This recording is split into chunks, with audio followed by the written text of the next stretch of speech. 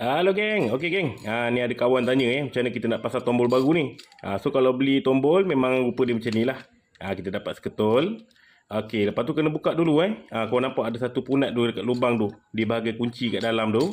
Okey, kau tekan je dan kau boleh cabut lah dia punya tombol tu keluar.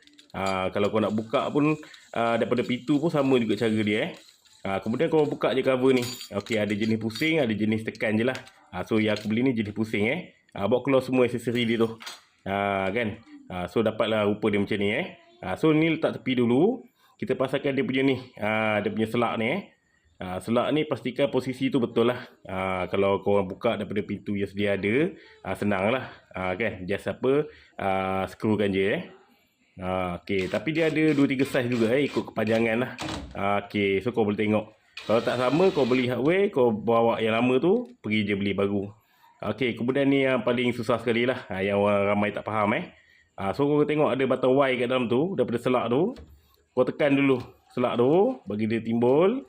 Kemudian masukkan, dia ada dua Y tu. Satu masuk, dua masuk, just tolak je terus. Confirm dah masuk, kita boleh pasang dia punya ni lah.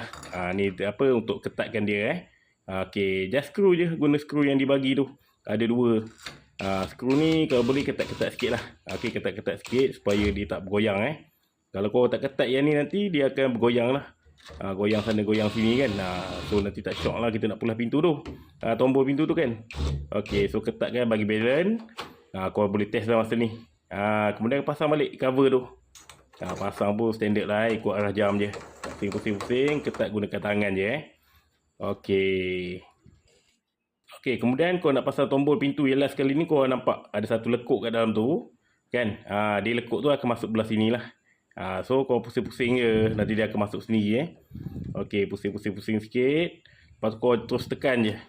Tekan je masuk. Dah pun siap kan? Kau boleh test dah. Bukan susah sangat kan nak pasang tombol pintu ni. Cuma ramai orang tak nak buat lah. Lebih kurang 5 minit je kau dah siap dah.